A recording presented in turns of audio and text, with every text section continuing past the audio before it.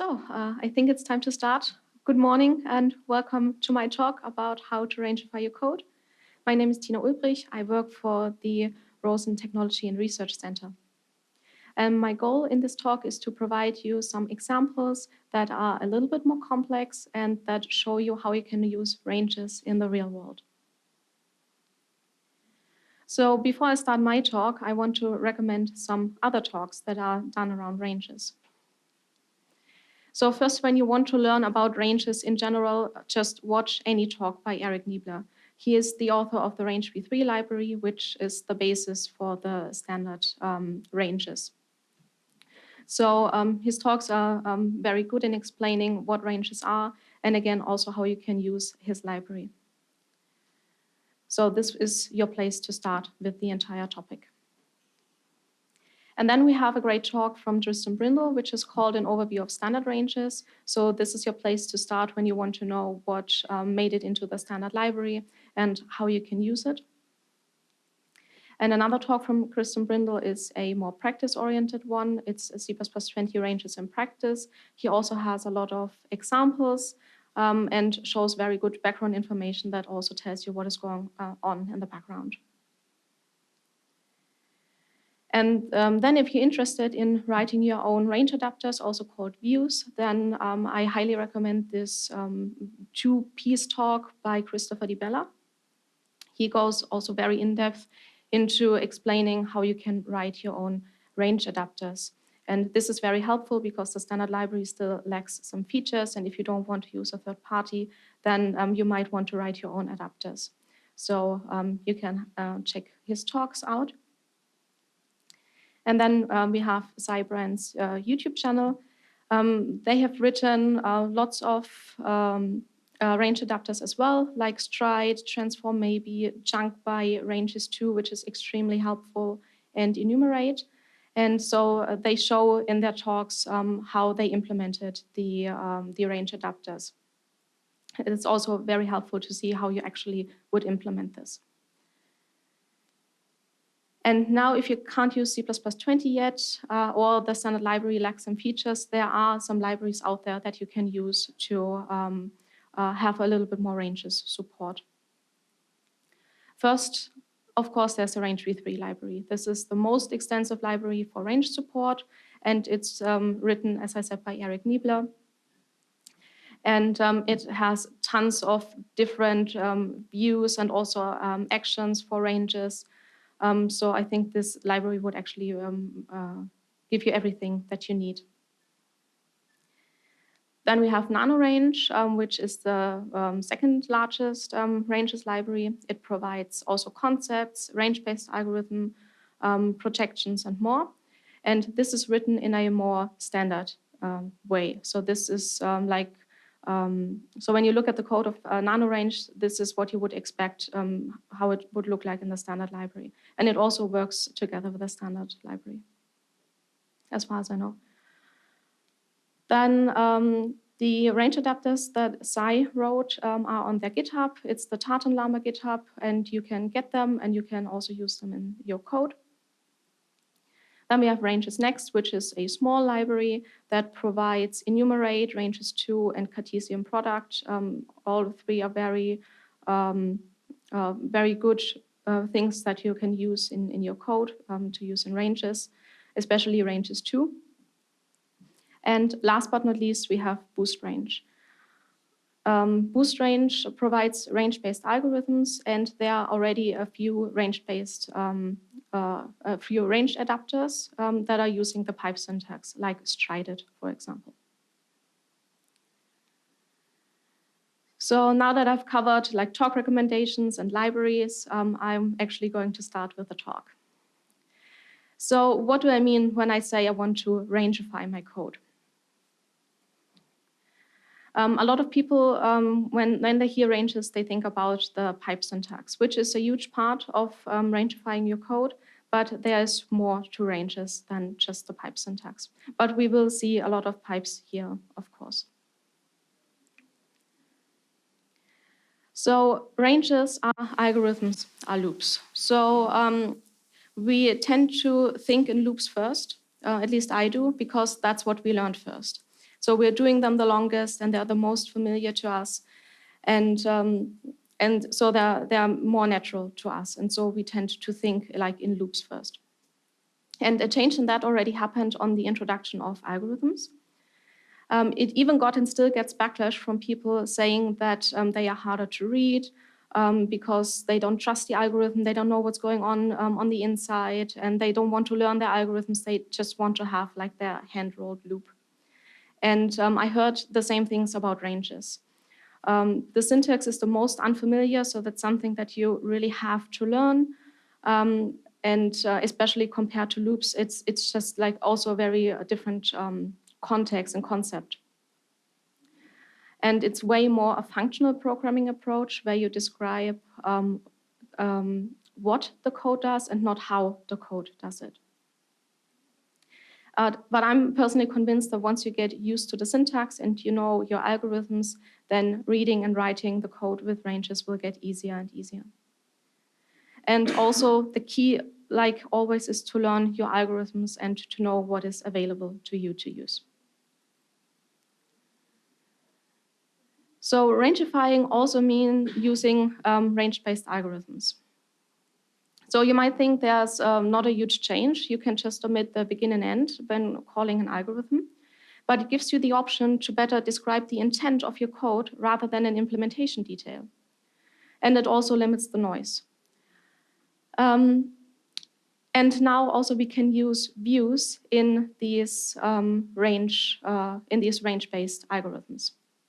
So let's say we have a vector of doubles, and we want to modify this vector. And I have a lambda here that is just modifying every element of the vector. And in C++, I think there are about 1,000 ways of doing this. So you can have a regular for loop, like an index-based for loop. You can use an iterator-based for loop. You can use a range-based for loop. You can use the standard libraries transform. This would be the C++ 17 way, where you call begin and end on the input vector. You can also use now the ranges transform, where you just provide the entire range and it will call begin and end inside the transform function. But now, since we're in C++ 20, we can also use, or we could use, copy. So copy, I'm not saying that like one is better than the other. I'm just getting this out now. Like everything that I'm showing, I'm not saying that one is better than the other. It's just another way of writing this. But now when you use copy, you communicate maybe a little bit more clearer that you're actually creating a copy here, which might not be clear when you're just looking at the transform, because you could transform also the original vector. So you need to look at the arguments to figure out that the transform actually will transform the output into a new vector. But copy makes it clear that we're copying into a new vector. And now we can use the transform view and call the modify function to transform all the elements, and then they will be, at the moment they are copied into the output, they will be transformed using the function. So there's the lazy evaluation in there. But to be honest, I wouldn't do any of this. I would do this. I would transform the vector again by using the transform view, and then I would call ranges2. And what ranges2 does is, in this case, create a new vector.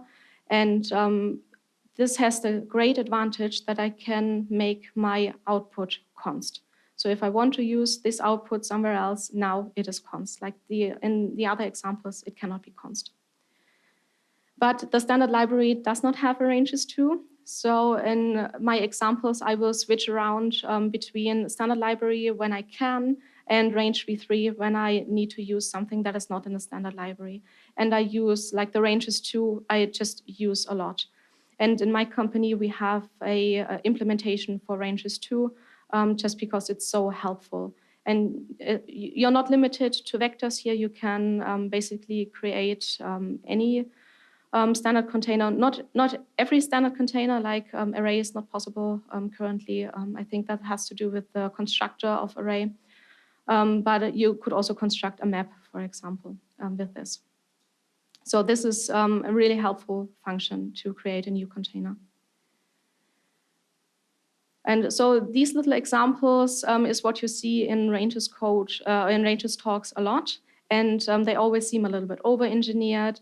And so that's why I came up with a little bit more complex examples so that I can show you where you can use the ranges in like real-world code. And I tried to pick out some examples that showcase some different range adapters so that I'm not only showing the same ones over and over again.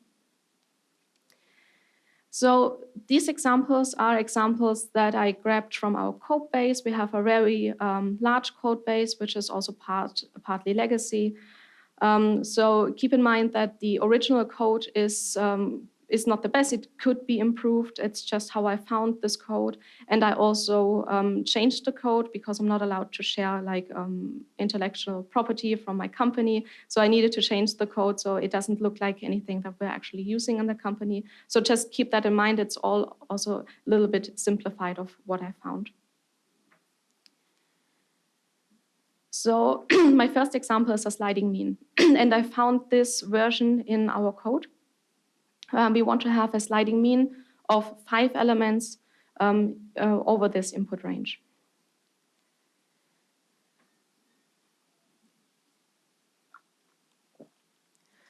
So first we create an output vector, which has the size of the input range -4. And then we have a loop that starts at 2 and goes to range size -2 because we need like this 5 elements.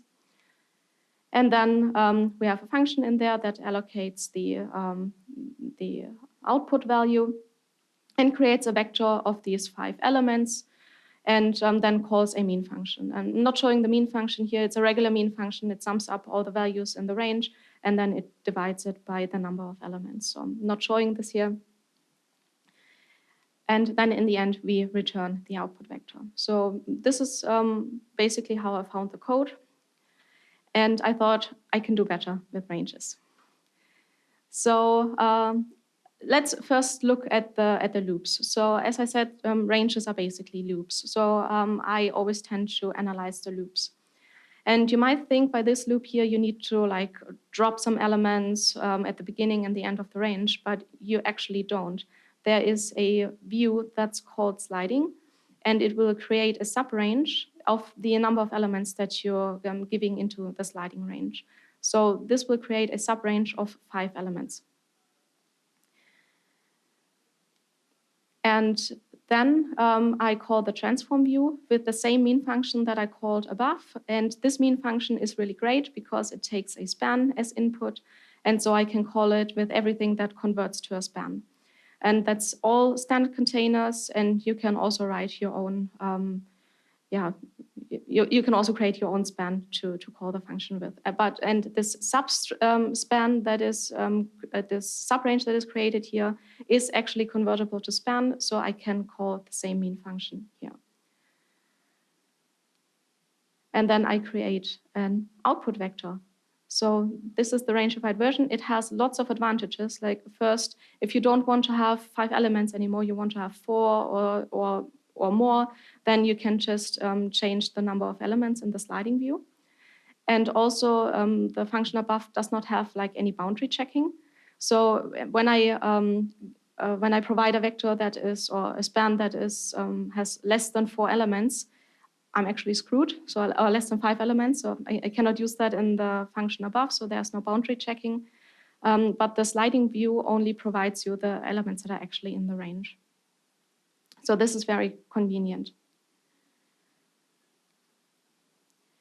So in this code examples, I highlighted the corresponding code parts from the C++17 code and from the code above and the Rangified version. So here, this loop and creating the vector is done by the sliding view. And then we call transform with the mean function. It's the same as in the for loop body. And then we create an output vector. And we don't need to know the size of the output vector. It will just create the right size automatically. So after every of these little examples, you're free to ask questions. So I'm done with the first example. So please, if you have any questions on this example, then ask now, or you can also ask later then. Yeah. So if you've got a vector sticking out, you don't know how big the screen is, the way you can prepare this vector for a certain size before it starts sticking out. So the question was if I can prepare the size of the vector or provide the size of the vector. I'm not sure, actually. I don't think so. Yeah. You mentioned there are several libraries. I wonder if any are compatible with C++17. Would you recommend people who are not yet in C++20 start using some of these libraries before migrating? Yeah, so the question was is any of the libraries that I presented compatible with C++17 and which one I would recommend. Rangify 3 is compatible with C++17. It's also the most complete, and so I would actually recommend you to use that one. So NanoRange, I think, is C++20, but I'm not sure. It might also be C++17.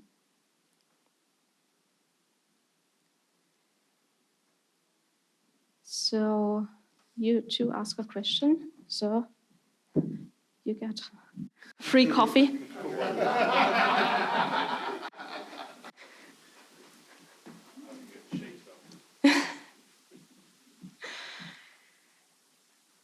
So the next example is something something similar that we do a lot in our company. We deal a lot with matrices, and we use Boost Multiarray for matrices. So this is a 2D multiarray, and we have a corresponding vector that has the mean of all the columns of the matrix.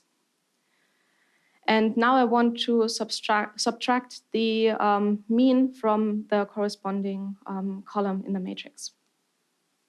So first I have a for loop over the rows of the matrix. Then I have an index-based loop because I need to access also the vector. And then I do the calculation. So it's very straightforward.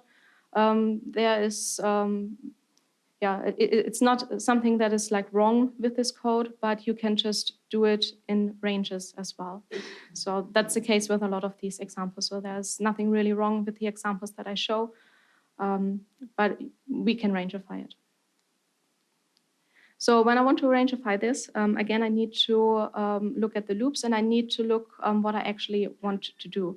So what I want to do is I want to subtract the mean for every column from the matrix elements, from the corresponding matrix elements. And I don't need to have a nested loop here. So what I want to do is just have like a flat range and to iterate over a flat range. And to do that, in this case, because it's multi-array, I create a span from the multi-array. If you call multi-array origin, it gives you a pointer to the underlying data. It's equivalent to data in like vector or in the standard containers. And a span can be created by a pointer and the number of elements. And so the matrix knows its number of elements. So this will create a flat representation of the data, and this works because multi-array has a contiguous data layout. You can only use span for contiguous data, so that's important. If this wouldn't be multi-array, if this would be like future MD span or something, I would use ranges the join view. And the joint view would also make this 2D range 1D.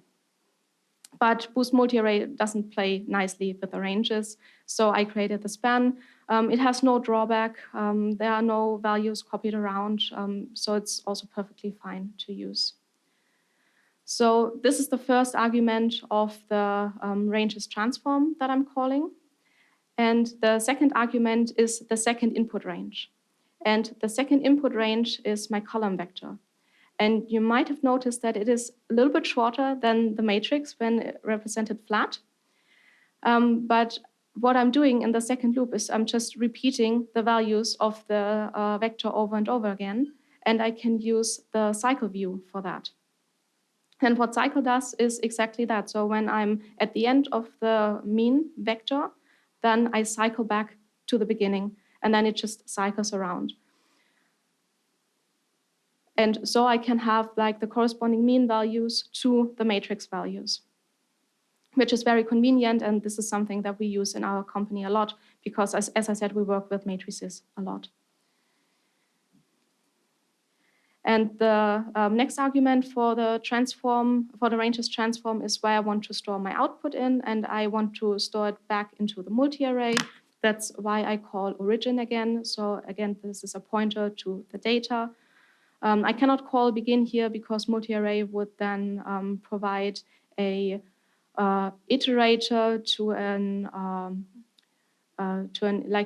intermediate object that represents the row. So it's not really what we want. So we really want to edit the value that is underneath all the multi-array structure. And then I use a lambda to actually calculate the subtraction. So the corresponding lines here again, so the nested loop is completely done by calling transform and making the matrix flat. And we get the right mean values by using the cycle view. And we do then the exact same calculation, once in the lambda body and once in the for loop body. Are there any questions on this example?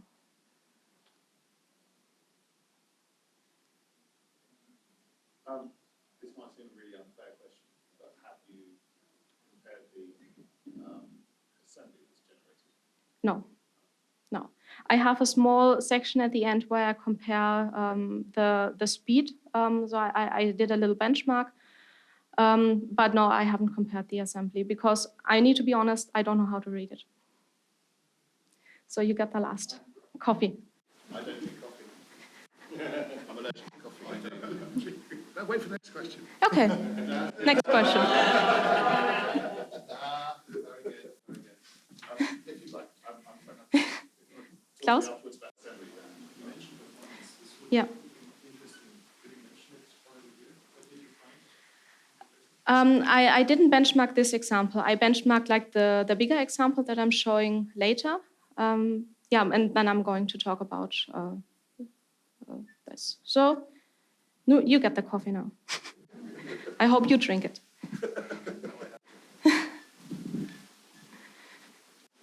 So this was my last coffee token.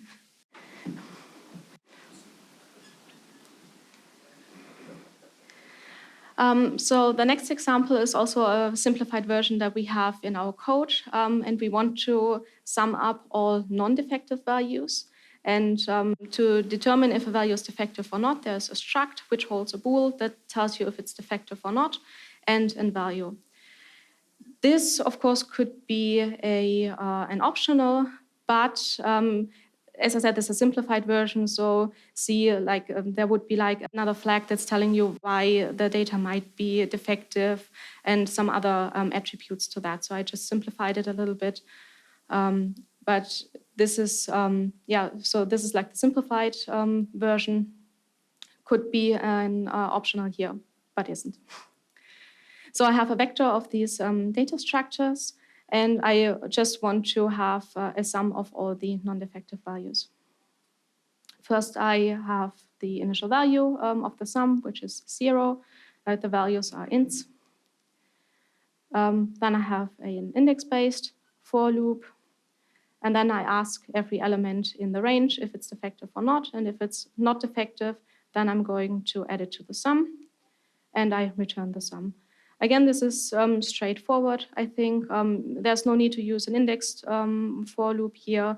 Again, it's just like I found the code. Could be any other for loop. And to rangify this,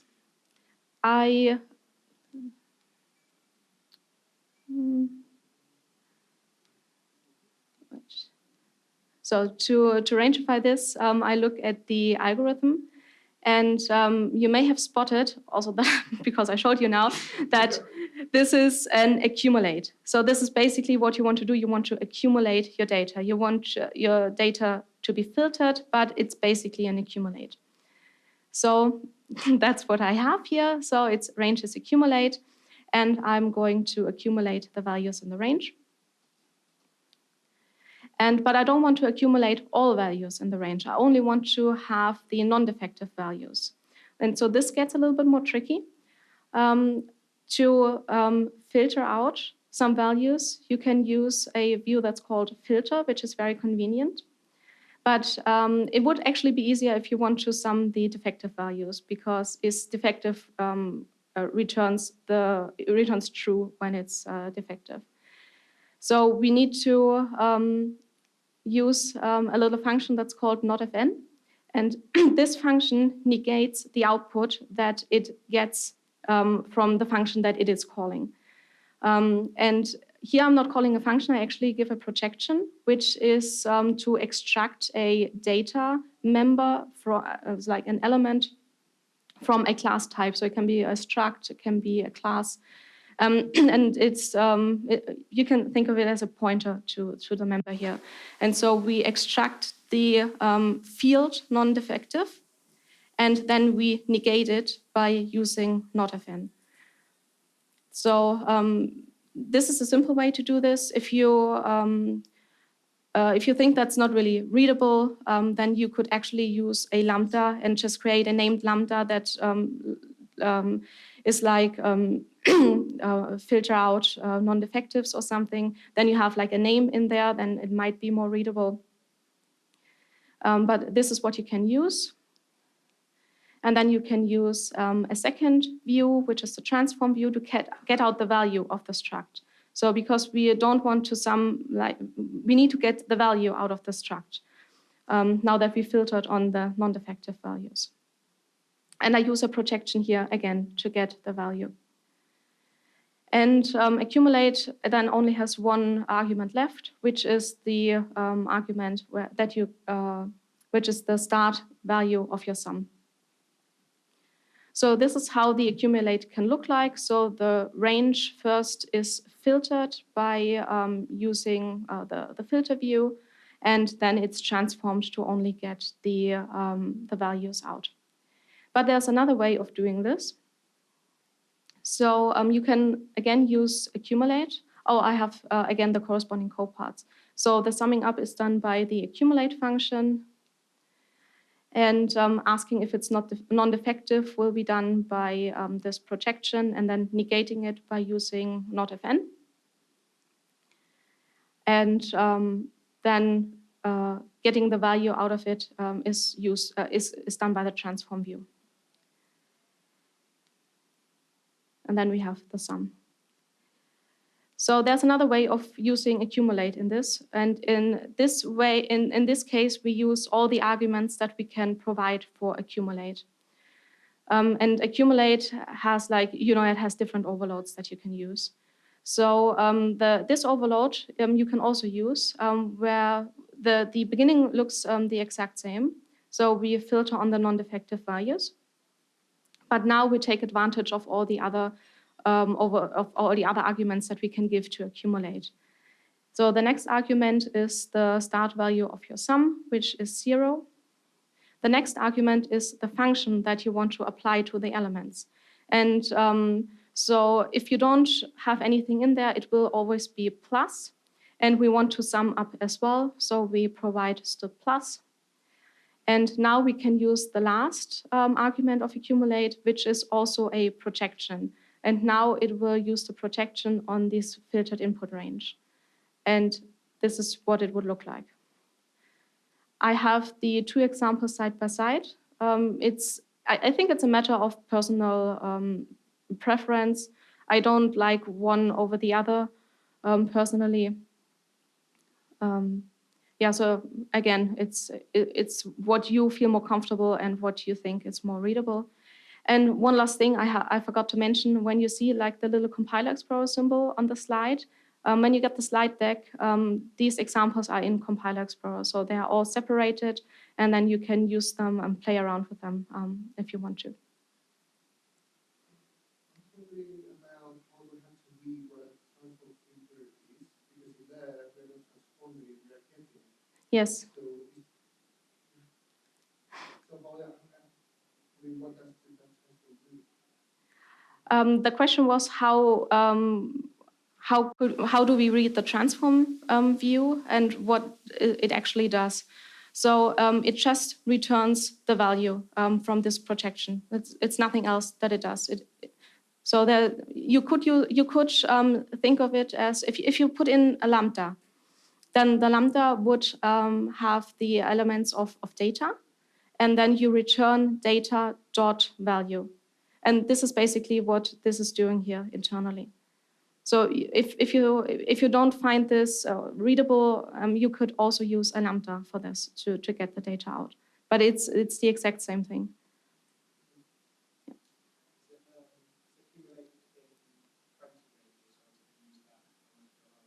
It's the question was if accumulate is in C++20 ranges, and yes, it is.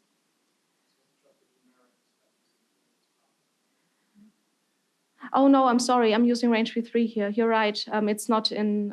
Yeah, I'm using Rangify here. I'm sorry. Yeah, the numerics part is coming in C++23, as far as I know.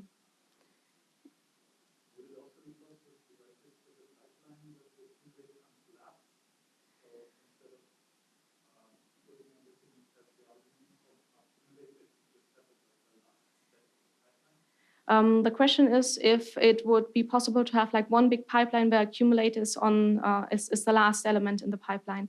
And I think it's possible with Rangify because in Rangify you have actions that actually do something, but I think it does something on the vector. I would have to look up. I would have to look this up. But with this, it's not possible. So we're just taking advantage of all the arguments that you can provide for the accumulate function. How would you describe projection? How would I describe projection? So I would describe it as, I see it as like a pointer to a member. So it's a field in a struct or in the class. And I would, this is what I personally like to think about, it's like a pointer to this member. So I know that the struct is called data, and data has this member is defective. And yeah, so this is how I look at this. So it's like extracting this field out of the class type.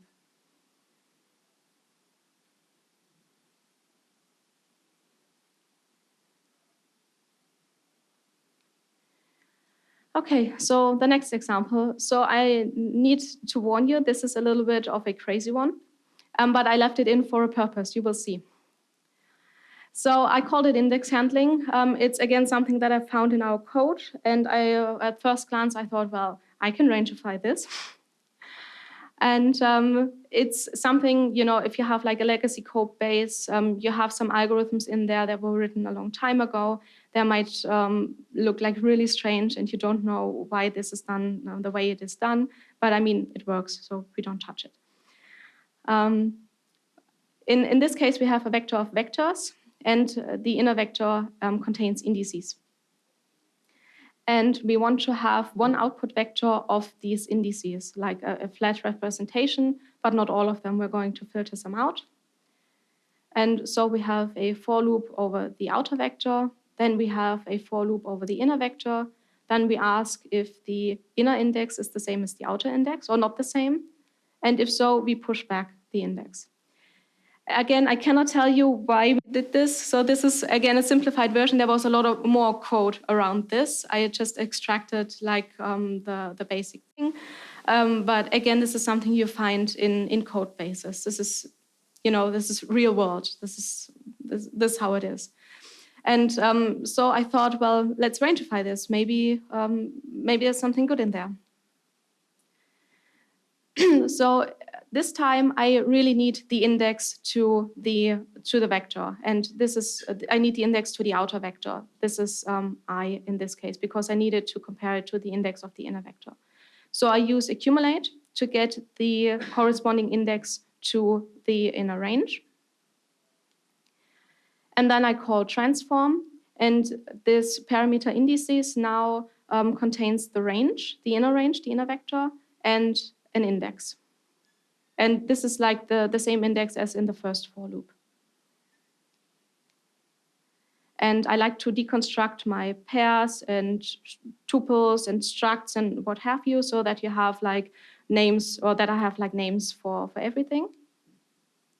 And then I filter on this. This is the inner vector, and I filter on the inner vector, and I only return the values where I is not equals IDX. So this is, I kept the names the same so that you can at least see a little bit what's going on in there. But now what I have created is a range of subranges. So like now there's a huge pipeline, and every vector now has a subrange of filtered ranges. And I see you looking confused. That's totally fine. I want to have like one big range. So I use join again to make this 2D thing 1D, and then I create a vector. So I looked at this and thought to myself, well, that's not good. This is not readable. The first one was maybe like you don't really know what's going on, but at least you can read it, like the first one. But the second one, you have to spend a lot of time analyzing this and actually trying to figure out what is going on in there. And it made it way more complex using ranges in here. I mean, I could have named the lambda, try to make it more readable, but in this case, I would actually recommend you to not do this. And so as a little bit of rule of thumb is when you see an algorithm behind this, then you can use ranges. Like in the example before, there was an accumulate in there. So you can replace the loop with an accumulate. But in this example, there's like no algorithm behind this. It's just two loops that are doing something with the inputs that are provided.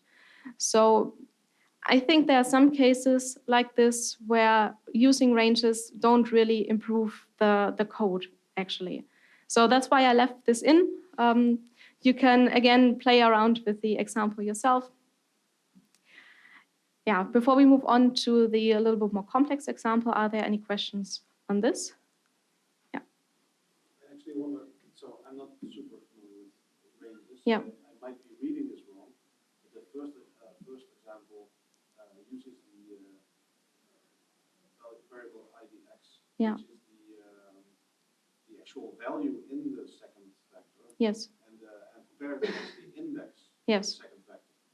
But that isn't, I think that is not what's happening in the second. No, it's the exact same. So IDX, as you said, is the value of the index of the second vector, and I is the index of the outer vector. And I get I from enumerate, and this is what I'm deconstructing in the transform view. So I is the index of the outer vector. And then I have this IDX range, which is the inner vector. And then I transform on the values of the inner vector. So the result of the enumerate is let's say, index value. Yes. Yes. It's yes. That's just me not understanding enumerate. Sorry. Yeah, I'm sorry, I didn't explain it well enough. So yeah, enumerate is a pair of index and then the value of the vector you're iterating over. And in this case, it's another vector. And so the transform view here, in the transform view, you have the filter view, and this filters on the inner vector. So it actually is the exact same thing. I also tested it. Yes. I was fascinated by the projection example and using like what is memory income. I wonder if instead of the lambda for turn I not equals IDX, you could do some sort of like a bind first with IDX, and maybe it will seem more readable. Like a binding of the operator equals or operator not equals with the IDX. I wonder if it would be easier to read than a lambda. So the question is if I could use something similar to a projection, binding some arguments and so not have a lambda in there. I don't know. Actually, I haven't tried it, but I don't think in the end this will improve this. So it will only make it more complicated. So again, there are some cases where there isn't an underlying algorithm there. And then I just really would recommend to not use ranges and then to use something that is a little bit more human readable. And not to be too clever with all of your examples and all of your code. Okay, so we're moving on to a little bit more complex example. And I'm first going to implement this in C++17. This is actually how I would write the code. And then we will Rangify this again.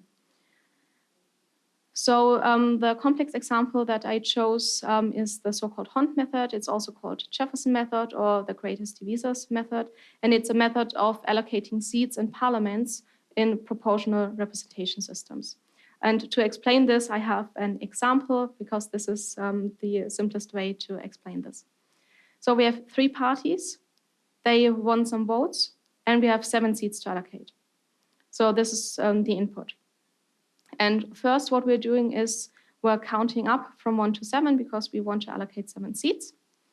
And then we divide the number of votes by these, I call it seat divisors. So we divide the number of votes by that. So first 110 divided by 1 is 110, then 2 is 55, and so on.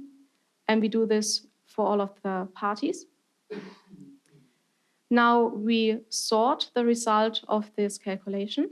So this is the highest, so we sort it in descending order. This is the second highest, third, fourth, 5, 6, 7. And now we count the amount of times that the parties showed up in this sorted range. So party 1 gets 3 seats, party 2 also gets 3 seats, and party 3 gets 1 seat. This is the entire algorithm. I think it's pretty much straightforward. And as I said, I implemented this in C++17 first. So we can look at this and then use ranges for that. So first, I needed to think about what input I want to have. And I used a map here to map the name of the party with the number of votes that the party got. And we need the total number of seats. So this is the entire input that we need. And now we need to calculate these quotients here. So first we need to get this counter from 1 to 7. So from 1 to the number of seats that are actually there. And again, I decided on some output. So in this case, I'm using a vector of pairs, and the pair holds the party name again and the result of the calculation. Could be something else, but I used a pair here. And now I'm iterating over like the number of seats that are available. I iterate over the elements of the map. As I said, I like to deconstruct my pairs. And if you iterate over a map, you get a pair. And so you get the key and the value out of it. And so you can give them a nice name in your code. And then I do the actual calculation and push it back into the vector. So this is the first part of this method. I need to rush a little bit. I'm running out of time. The second part is the sorting. And the sorting in C++17 is the standard sort. And I need to call begin and end on my vector because it's not C++20 yet. And I need to provide a function because I have a pair in there, and I need to tell sort how I want to sort my pairs. And I want to sort again in descending order, and I want to sort on the second element, which is the this proportional votes thing, so the result of the calculation. And then I crop the vector to the total number of seats, because that's all what we need. And now in this vector, we need to count the parties, so how often the parties are appearing in this vector. And to do that, again, I decided on some output for the entire function. I thought a map is fine again. So we had a map as input, we get a map as output, now representing the party and the number of seats they got in the parliament. And so now for counting, I need the name of the party. And I get the name by iterating over the input map. So these are the unique names that I need, and they are all in the input map. Again, I deconstructed the pair here, but I don't need the number of votes anymore. And then I use Countif to compare the party that is in the vector with the party from the input map. And then I insert it into my map, and then I return the map. So this is the entire algorithm. I shrink the font size just a tiny bit so that it fits on the slide. And now you can see that there are 3 parts in this algorithm. The first part is calculate this proportional votes. The second part is sort and cut. And the third part is count the number of seats that the party actually won. If this would be my production code, I would make functions out of all of these parts because they're very clearly independent from each other. So it actually then it's more readable if they have like names for that. And also I would reserve the size for the proportional votes vector. I didn't do it here because it doesn't fit on the slide. But normally, if I know the size of the vector, I reserve the size at least, or allocate the size directly. Just to keep that in mind, so I would usually do that. So now we can look at these parts of the non-rangified version, and then we can rangify it again. So first I need this number of seats, which is the seat divisors. I call them seat divisors. And I can have a range of integers by calling a ranges view int. This will create just a range of integers. And it will do the exact same as the for loop and create like all the integers that you need. And next is something that you actually really need to spot in the algorithm. So what you're doing here is you're combining all elements of one range with all elements of another range. And this is a Cartesian product. And this is exactly what Cartesian product does. It combines all elements of one range with all elements of the other range.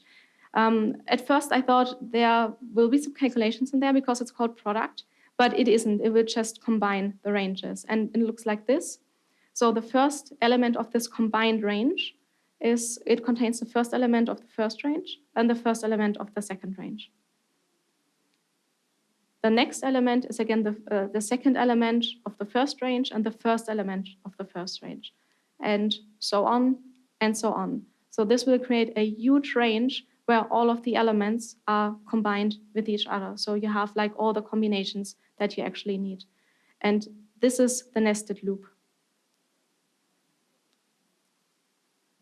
So I think that is actually the hardest part in actually spotting the algorithm that you can use here.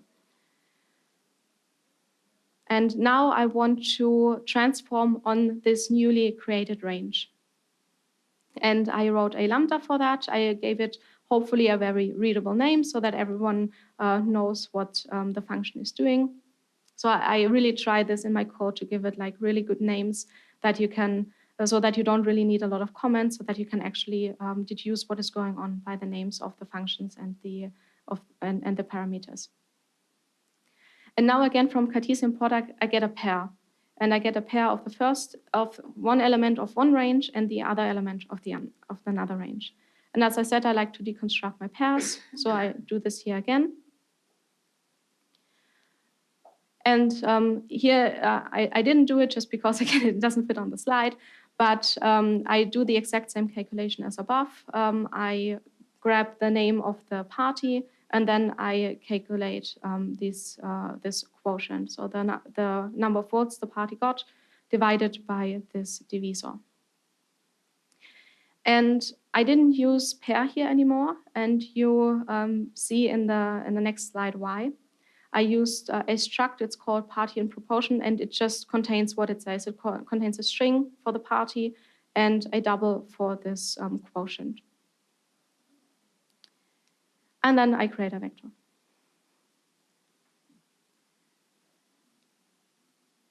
So again, here the first for loop is the same as like the corresponds to the ins view. The nested loop will be done by this Cartesian product. And then we do the calculation, which looks a little bit bigger here, but it maybe is more descriptive. I don't know. And then we create an output vector. Next is the sorting. And the sorting is a little bit easier in C++20, just because you can use the ranges versions now, so you can omit the begin and end of the range. But you still need to provide a way of telling the sort what you want to actually have sorted. So first is a pair, and second is a struct. This is what it looked like when it was still a pair. I changed it to a struct, so I can actually have some names in there. And now, because I have some names in there and it is a struct, I can use a protection. I could have used a protection on the pair as well, but it is not readable. It would be something like stood pair of string, comma, double, and then colon, colon, second. So you could use a projection like that for pair, but it's not readable. That's why I decided to use a struct. And I think it's way more readable. You see the greater, you spot it like directly that you want to sort it in descending order. You see it with the greater function, and then you have the projection where you can see on which elements you actually want to sort on. And for now, this is the standard sort, but we can also use the Rangify sort, which has actions, it's called, and it does the exact same thing. It sorts the values of the input range, and you can use all the same arguments in there, and it has this pipe equals operator, which is unique, I think, to the Rangify library. So it doesn't matter anyway. You can use the standard sort, you can use the Rangify sort. In the background, it's the exact same thing. It's, again, a matter of preference. And for now, I'm going to omit the resize. And the last part of the function is the counting, and this is a little bit more complicated. So for the first loop, you see we only need the party. We don't need the number of votes anymore. So this is what we had in the first loop for the C++17 code. And to do that, I can use the keys view. So if you have a map, you can get only the keys or only the values, or you can get both if you're iterating over it. So with keys, you get only the keys, which is the parties. And then I have a transform view again. Here I wrote a function that returns a lambda that can be called from the transform. And in the end, I create a map. Like I said in the C++17 version, I want to have a map as output. And as long as your transform returns a pair, you can construct a map out of this. And we're going to look into the count seats per party function. So this function gets this vector that we calculated with the proportional votes, which has the party and the quotient, and also the total number of seats. And it returns a lambda that does the actual calculation. And in this lambda, I call another function again, just to make it a little bit more readable, hopefully. And I return a pair, and from this pair, I can construct the map. And the calculate number of seats is, again, a Countif. And now in this Countif, I can use the ranges version. And I said in the sorting, I didn't crop the vector anymore. The cropping is done here by the take view. So I only take the number of seats elements that I actually need. And then I do the comparison. It's the same comparison as in the C++17 version. So we compare the party names and count how often they appear in the vector. And so this is the new algorithm. This is the C++20 version without the functions that I wrote, because again, they don't fit on the slide. But this is what you would look at in the code. Two questions, specifically when in a complex example like this, when you are debugging, which one do you find easier or more difficult to debug? Yeah. I haven't used ranges yet, so I was wondering if you could actually debug each step of the pipe. Yes. So you could see what is going to solve the situation. So the question is, which is more debuggable? So the C++17 version or the C++20 version with the pipelines? And in this case, I say it doesn't make a difference because I create containers in every step. So I have a vector and I can check in the debugger the contents of the vector. And then I have the sorted vector and then I have the map. So in this case, it doesn't make a difference. But if you don't create your containers to look into, then it's actually quite hard to debug. Then actually, I don't know what you actually do if you would like have like intermediate containers in your code to make it debuggable, or just like print out debugging. But in this case, since I have like containers in every step, I find it very easily to be debuggable. And also you can have like the breakpoints in all of the lambdas as well, so you can look at the inner values. It's really good.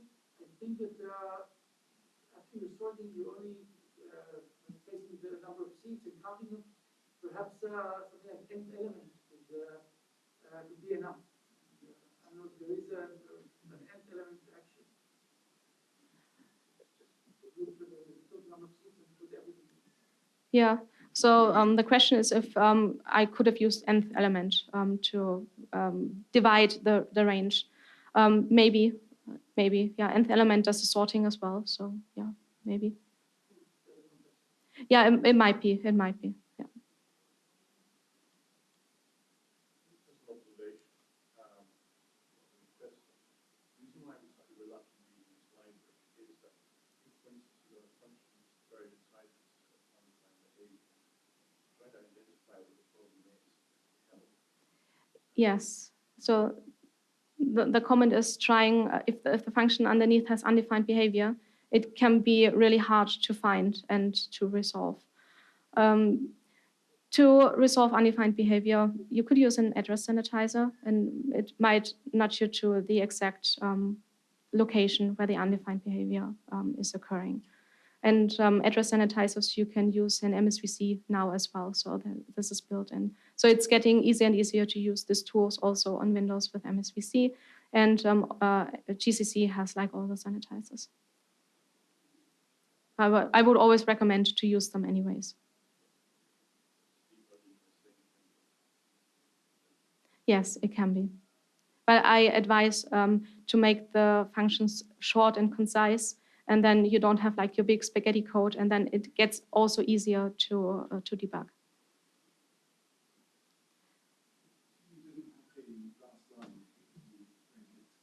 Yeah.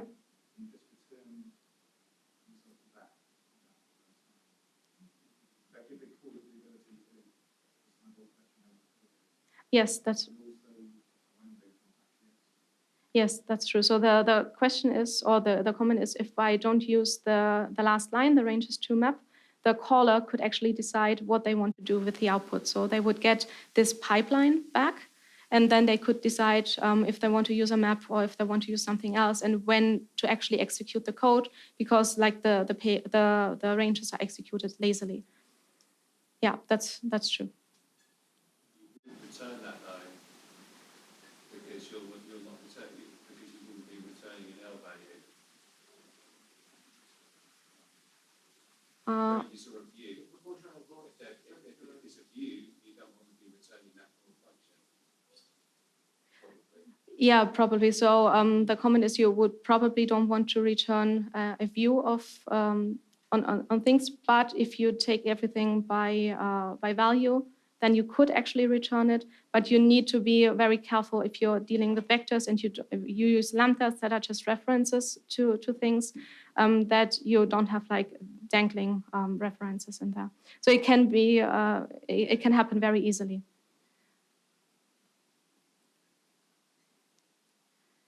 And so the time is up, but I want to go into the last part very, very quickly, because we're C++ developers, we love performance.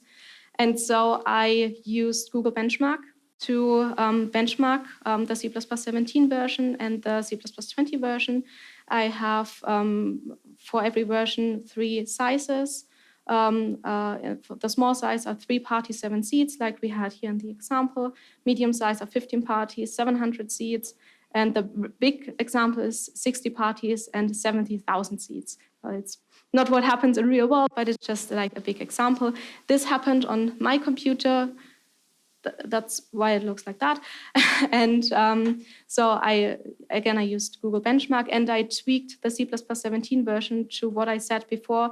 I reserved the size of the vector. Otherwise, I think it would be unfair comparison. And so these are the numbers. I created stats from that. So this is the small example, this is the medium example, and this is the big example. And I would say there's no difference in, it's a really small difference, and you cannot really tell why this difference happened in the execution that I actually did. So the difference is so small in time that I would actually say they're both exactly the same. But I also want to say I didn't optimize any of this. I didn't write it to be a very optimized version. This is actually something that I want to look into, like using the range example and trying to really optimize it, and also using ranges. But that's not what I did here. And also, I compare the performance of the standard library with Rangify 3, because the entire example is written in Rangify 3, because the standard library doesn't have like the ranges 2 and like the other things that I used. So this is just very quickly on the performance, because people asked that. And so we're at the end. There are lots of great talks about ranges that you really should check out, and libraries that you can use. Range-based does not only mean to use like the pipe syntax, but it's a huge part of that. To rangify your code, you need to analyze the loops, and you also need to know what is actually available in these libraries. So it's easier with the standard library because there's not a lot available currently, and it will just grow and grow. And Rangify 3 just has like a huge set of things that you can use, but it can be hard to spot in the code. Like the Cartesian product, I think it's actually quite hard to spot. And so performance-wise, it could go both ways. So it could be the same. So optimize when you need it and not beforehand. And yeah, so on just one last note, in my company, we use a combination of self-written range adapters and the standard library. And we're allowed to use ranges in the new code as well, and we're allowed to refactor old code to use ranges as well. So this is what we're doing in my company. We're trying to upgrade the code as we go and as we work on it. And I'm done.